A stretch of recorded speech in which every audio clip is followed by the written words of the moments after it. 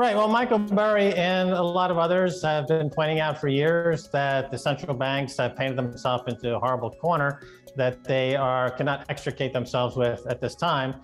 So we're having this global financial meltdown, which is actually part two of the global financial crisis that started in 2008.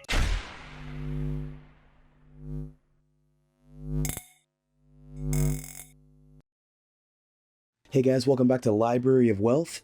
Today we have Bitcoin maximalist Max Keiser giving us an update on Bitcoin, the stock market, and how the printing of money is affecting every market around the globe.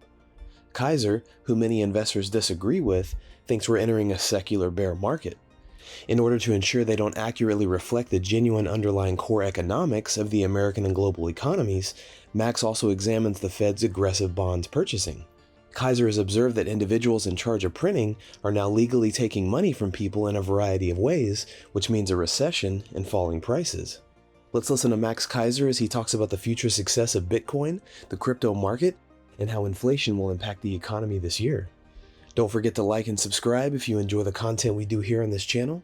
Let's get right into the video. The policymakers, instead of trying to solve the problems that led to the global financial crisis of 2008, simply gave banks a bigger line of credit to do exactly the same thing for another 10, 12, 13 years and cause an even bigger problem. And that's where we're at right now. So we're at the moment of the bond apocalypse, if you will. Bonds are melting down and stocks are melting down.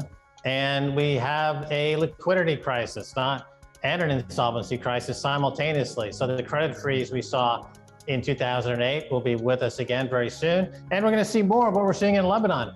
Customers are going to banks with guns and saying, where's my money? And now several more copycats are out there in Lebanon trying to get their money back. So the government is now closing banks. So again, if you don't have Bitcoin, remember, anytime you put money in a bank, the money is owned by the bank. You don't own your money anymore once you put it into a bank. I don't think Bitcoin correlates with anything. If you look at the 11 years that I've been in it, since it was $1, it's been compounding at over 100% a year for over 10, 11 years. And it's on its own vector. Occasionally, it would appear to have correlation with something for a short time, but that doesn't correlate with anything. It's taking humanity into a new direction. And ultimately, the total addressable market for Bitcoin would be $400 trillion. That's the total sum of the global financialized world. Bitcoin will eat that, essentially. So we're going to see a lot higher prices, $1 million, $2 million per Bitcoin. It has volatility, which is why you shouldn't borrow to buy Bitcoin, because it is a volatile thing. But ultimately, that volatility is needed to really show that it is kind of breaking apart the system. Keiser points out that global central banks are raising interest rates for the first time. This leads to a rise in the value of the dollar and market chaos quickly to follow. Max believes banks are attempting to achieve interest rate neutrality without completely destroying the world economy. Keiser suggests keeping all of your Bitcoin since they have value and can't be destroyed by money printers in the future. Ethereum has nothing to do with Bitcoin. Proof of stake is essentially a recreation of the fiat money model, and they changed the code on a whim many times. It's completely insecure, and now it's even worse. So this is putting a spotlight on Bitcoin and attracting capital into Bitcoin. I see that Ethereum is selling off versus Bitcoin. I think that trend will continue, and we'll see Ethereum trading at zero versus Bitcoin, as we will see all the altcoins, because none of them offer anything that would attract capital for any serious reason. Also, this is bigger than that, and you ask about whether or not it's a good bargain, it's a price, you can still exit, and that's all that matters. Max was talking about what's happening in Lebanon, where people are going to extremes. All they want is this thing that they thought was their money. They're taught a notion of what money is. They thought that was their money. They thought that was their savings. They thought that was their wealth. And in fact, it's not. So it evaporated overnight. It is not money what is in the bank there. Just like Ethereum is not money, Bitcoin is money.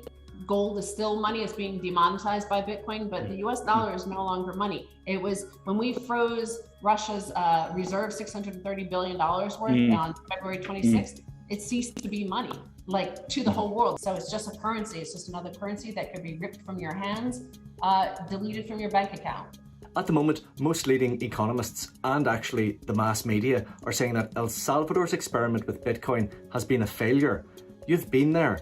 Has it been a failure? Well, if that's failure, I wish America would fail as badly as El Salvador is reportedly failing.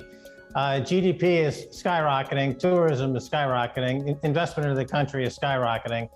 The leader's popularity is over 90%. The ancillary benefits of going on making Bitcoin legal tender have been extraordinary and continue to show what can be done when you have a courageous leader who's willing to say, turn their back on the global central banking establishment like the IMF and to give his people sovereignty. I believe that El Salvador is winning and they're winning big. And that is why the headlines say otherwise. Just like the mainstream media headlines say America is winning by destroying the dollar. They printed up trillions and trillions and trillions and trillions of dollars.